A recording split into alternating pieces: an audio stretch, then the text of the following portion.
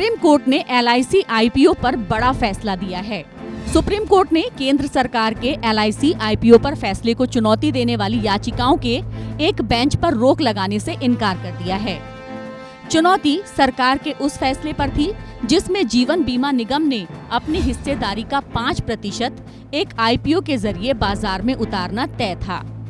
Justice DY Chandrachud, Suryakant और PS Narasimha की bench ने मामले में केंद्र सरकार को नोटिस जारी किया, लेकिन कोई स्टे ऑर्डर देने से इनकार कर दिया।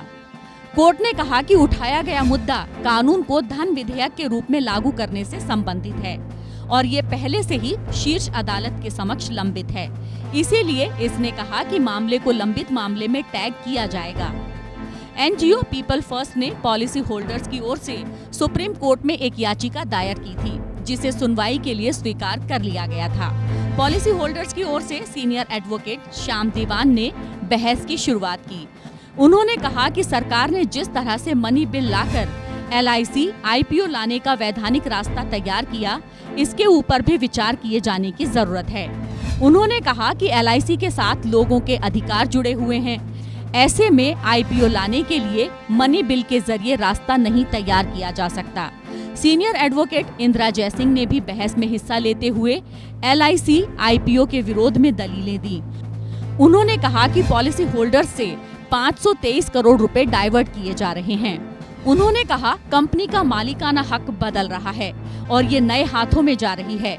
इसे शेयर होल्डर्स को बेचा जा रहा है। इससे जो पैसा मिलेगा वो पॉलिसी होल्डर्स के पास नहीं जाएगा।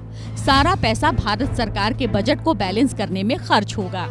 इंदिरा जयसिंह ने कहा कि अगर सरकार LIC को बेचना ही चाहती है तो इसके लिए डीम्यूचुअलाइजेशन की प्रक्रिया को अपनाना चाहिए था। इससे मिलने वाले पैसों पर पॉलिसी होल्डर्स का हक है। एडिशनल सॉलिसिटर जनरल ने भारत सरकार का पक्ष रखते हुए कहा कि LIC IPO पर रोक नहीं लगाई जा सकती। उन्होंने याचिका का विरोध करते हुए कहा कि इस मामले में कोई नोटिस नहीं दिया जा सकता है। इस IPO के माध्यम से सरकार ने LIC की 3.5% हिस्सेदारी बेची है और ये करीब 21,000 करोड़ रुपए की है। ये देश का अब तक का सबसे बड़ा IPO है। Bureau report APN।